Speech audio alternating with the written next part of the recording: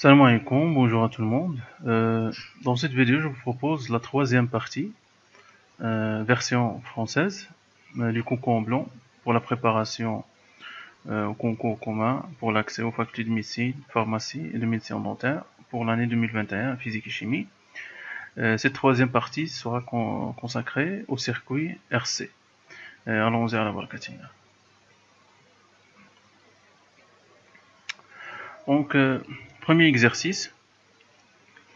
On réalise un circuit électrique en série comportant deux résistors, donc deux résistances, dont l'un est de résistance égale à 100 ohms et l'autre de résistance R2 inconnue.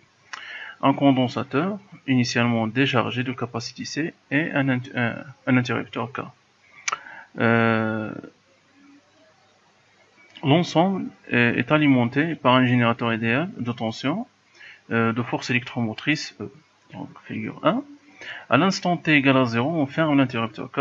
Les courbes donnant l'évolution au cours du temps des tensions UDA, donc c'est UDA, donc c'est-à-dire UR1, et UAB, c'est-à-dire UC, sont représentés sur la figure 2. Donc première question, à l'instant t égale à 0, on cherche la valeur de I0. Donc vous allez faire pause la vidéo et réfléchir un peu à cette question ici.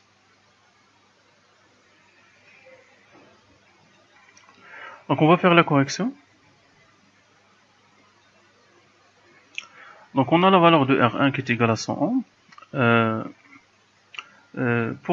Dans la figure 2, la courbe C2 normalement c'est celle de la tension UR1. Celle-là c'est UR1.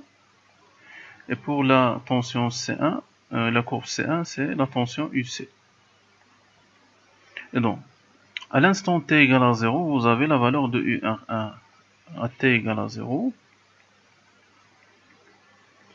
Donc UR1, 0, qui est normalement égal à R1 pour la valeur de I0. Celle-là, d'après le graphe, c'est 5 volts. On a la valeur de R1, donc le I0 est égal à 5 sur R1 qui est égal à 100. Et donc ceci va vous donner 0,05 ampères. Et donc la bonne réponse ici c'est C.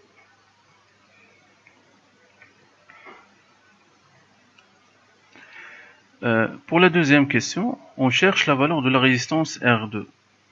Donc vous allez faire pause la vidéo et déterminer la valeur de R2 à l'ici.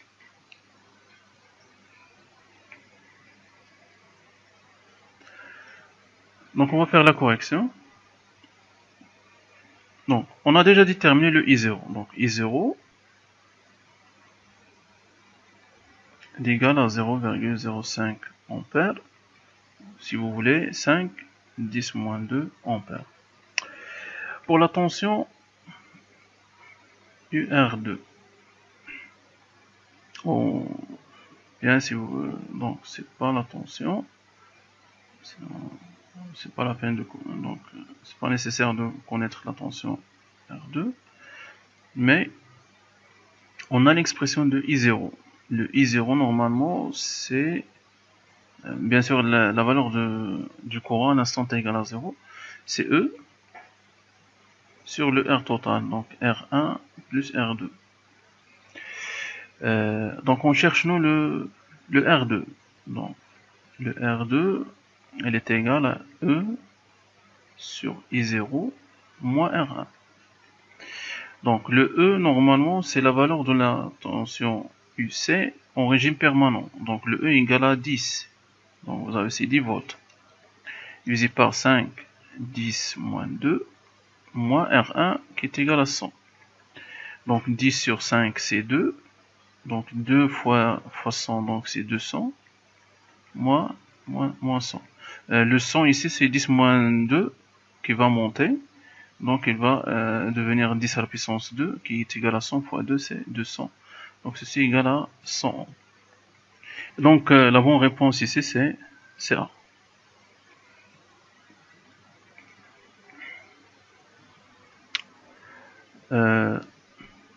Pour la question 3, donc on cherche la valeur de la capacité du condensateur en microfarad. Donc vous allez réfléchir un peu à cette question ici.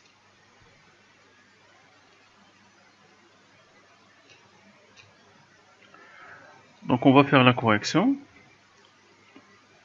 Normalement, pour déterminer la capacité, donc on aura besoin de l'expression de taux.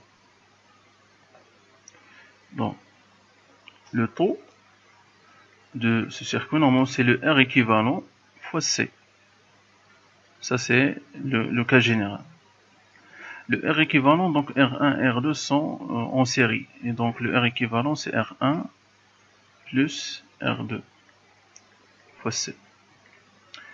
Donc on a déjà trouvé le R1, R2, donc on cherche non le C, c'est égal à taux sur R1 plus R2.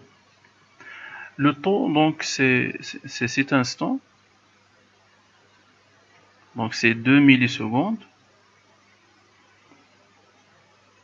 Donc l'axe ici c'est en millisecondes. Donc c'est 2 10 moins 3 divisé par 200. Et donc c'est 10 à la puissance moins 5 farad qui est égal à 10 moins 6, donc c'est 10 microfarad. Voilà, donc la bonne réponse ici c'est C.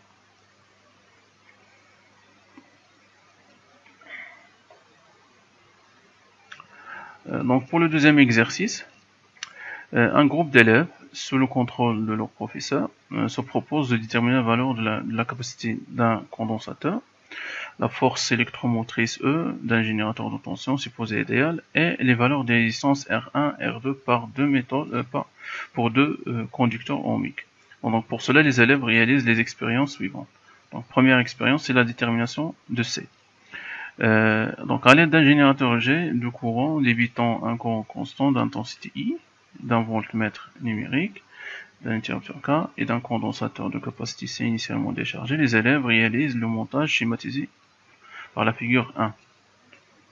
Ils effectuent des mesures permettant d'obtenir la courbe de la figure 2, traduisant l'évolution au cours du temps de la tension UC au bord du condensateur.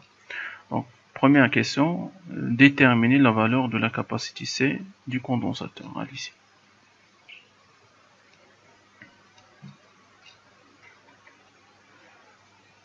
Donc on va faire la correction.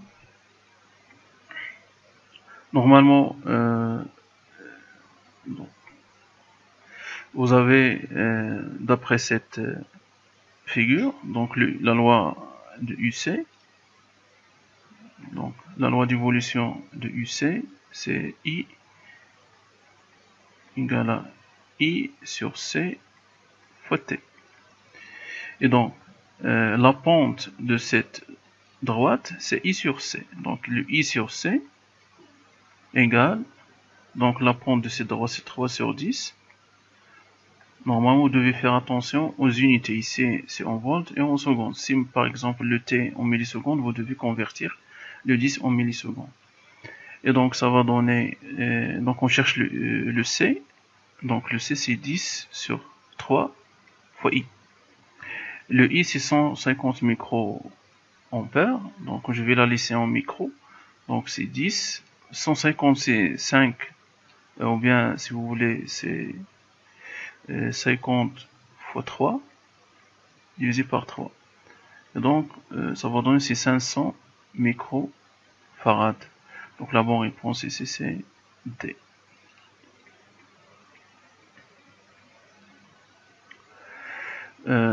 Question 2, donc la deuxième expérience, c'est la détermination de E, R1 et R2. Donc les élèves déchargent le condensateur de capacité C et réalisent le montage de la figure 3. Donc les courbes donnant l'évolution au cours du temps des tensions instantanées UR1 et UR2 aux bornes du conducteur ohmique R1 et R2 respectivement sont représentées sur la figure 4. Donc, vous avez de l'aide de calcul. Donc, la valeur de la force électromotrice E est. Donc, vous allez réfléchir un peu à cette question, allez-y.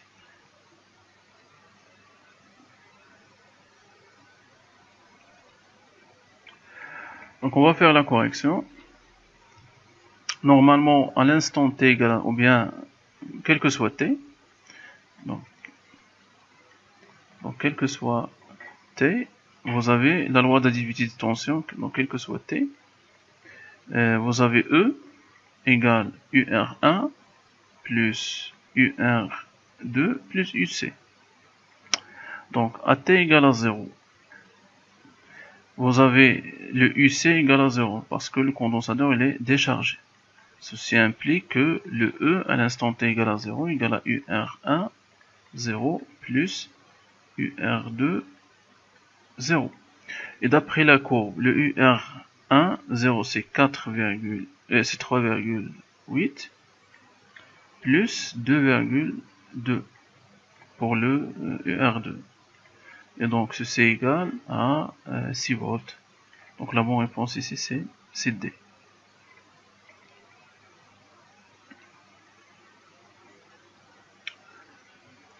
Donc pour la troisième question, l'expression de la constante du temps est. Donc vous allez réfléchir un peu à cette question.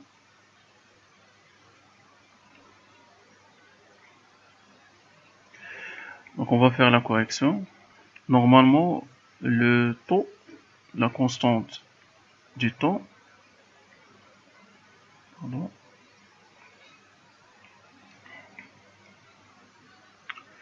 donc la constante du temps, normalement c'est le R équivalent fois C. Le R équivalent, donc R1, R2 sont montés en série. Et donc c'est R1 plus R2 fois C. Donc la bonne réponse ici c'est A.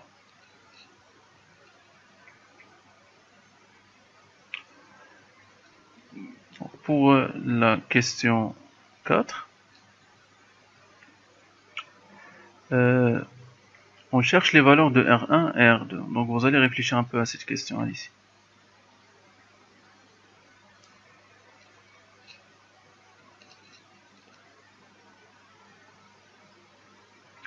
Donc on va faire la correction.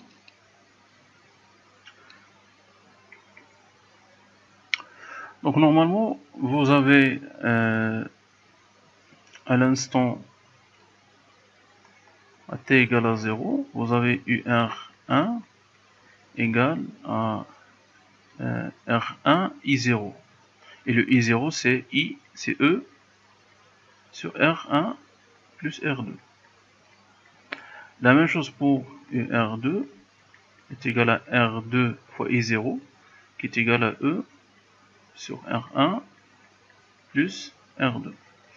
Le problème ici c'est qu'on a deux inconnus, donc on aura besoin de cette somme R1 plus R2. Donc vous avez aussi le taux égal à R1 plus R2 fois C. Bien sûr le C c'est 500 microfarad qu'on a déjà déterminé. Et donc on peut déduire cette somme, donc R1 plus R2 égale à taux sur C. Le taux on va la déterminer graphiquement. Donc si vous avez le choix, normalement UR1 à l'instant taux égale à 0,37 fois E. Le E normalement c'est 6 volts, donc fois 6. Hein. La même chose pour si vous utilisez le ER2. Donc vous allez trouver pour le ER1, donc c'est 1,4, donc c'est ici. Donc le temps correspondant c'est 500 millisecondes. Et pour si vous utilisez la courbe UR2, vous allez trouver donc 2,2 fois 0,37, ça va donner 0,8. Donc c'est ici. Et donc c'est toujours 500 millisecondes. Et donc ça c'est 500 10-3 sur 500 10-6. Donc c'est 1000 ohms. Donc la somme égale à 1000 ohms. Donc on peut déduire le R1 et le R2. Donc vous avez R1 égale, c'est UR1 0. Donc c'est 3,8 fois la somme, donc fois 1000, sur E, qui est égal à 6, égale Donc c'est 1,9 fois 2 sur 2, donc 1,9 fois 2 sur 3 fois 2 fois 1000. Égale, donc c'est 1,9 sur 3 fois 1000. Ils vous ont donné ici l'aide calcul 1,9 sur 3. Donc c'est 0,633 et 1,1 sur 3 c'est 0,367. Et donc le R1 il est égal, donc c'est 0,633 fois 1000 qui est égal à 633 ohms. Donc vous pouvez même vous arrêter ici. Donc le R1, donc normalement la bonne réponse ici c'est C. Mais on peut vérifier pour l'autre. Donc le R2 il est égal à donc 2,1 fois 1000 sur 6. Donc ça va donner 1,1 sur 3 fois 1000. Et le 1,1 sur 3 c'est 0,367 fois 1000 qui donne 367 ohms. Et donc la bonne réponse ici c'est C.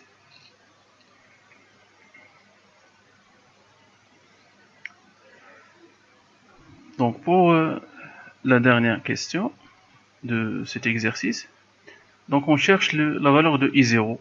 Donc vous allez réfléchir un peu à cette question ici.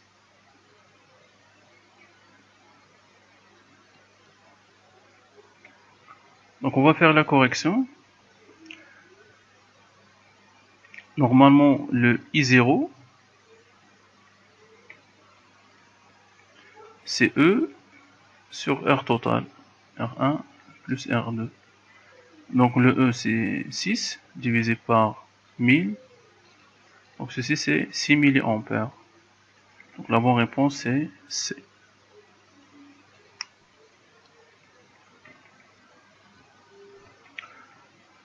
On passe au dernier exercice. Donc pour les deux circuits A et B, le condensateur est initialement déchargé. Donc vous avez ces données, vous avez 5 affirmations. Vous allez choisir là où les bonnes réponses. Allez-y, vous allez réfléchir un peu à cette question ici.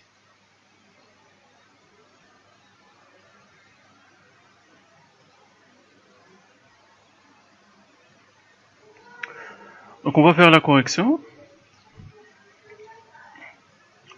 La constante de temps caractéristique de la charge du condensateur est la même pour les deux circuits. Normalement, le taux A égale toujours R équivalent A fois C.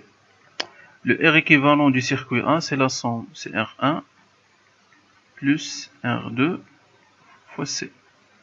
Donc le R1 plus R2, donc c'est 10 fois 10 moins 5 farads qui est égal à 10 moins 4 secondes.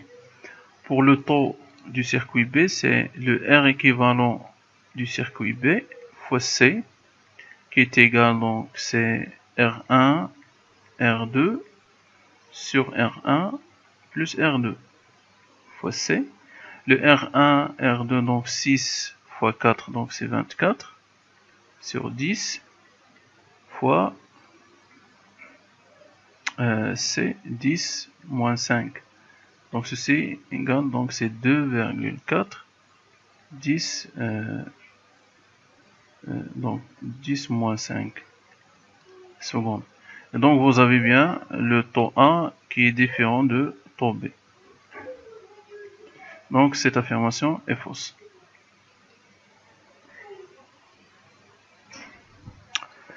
La constante de temps du circuit A vaut 0,1 milliseconde. Donc on a trouvé que le taux A égale à 10 moins 4 secondes, qui est égal à 0,1, 10 moins 3, donc millisecondes. Donc cette affirmation est correcte, vraie.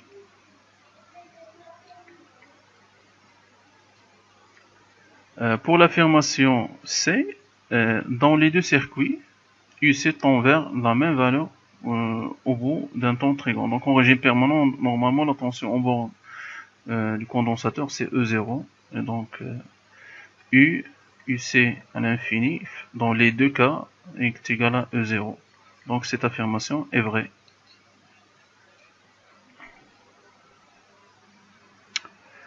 À l'instant t égale à 0, le courant I a la même valeur dans les deux circuits. Normalement, le I0 pour le circuit A, c'est E sur le R équivalent. Le E, c'est 4,8 divisé par le R équivalent des deux, donc c'est sur 10, donc c'est 0,48 ampères. Pour le circuit B, donc toujours E sur R équivalent, bien sûr, ici c'est A, R équivalent du circuit B. Elle est égale à 4,8 sur, donc on a trouvé c'est pour le B c'est 2,4. Normalement c'est 24 sur 10, donc c'est 2,4. C'est là égal à 2 ampères. Et donc vous avez I0A est différent de I0B, donc cette affirmation est fausse. Pour la dernière affirmation, le I à l'instant t égale à 0 pour le circuit B égale à 2 ampères. Oui, on l'a trouvé déjà. Donc le I0 pour le circuit B égale à 2 ampères. Donc cette affirmation est vraie. Donc voilà pour ce blanc concernant le dipôle RC. Donc à la prochaine. Salam alaikum.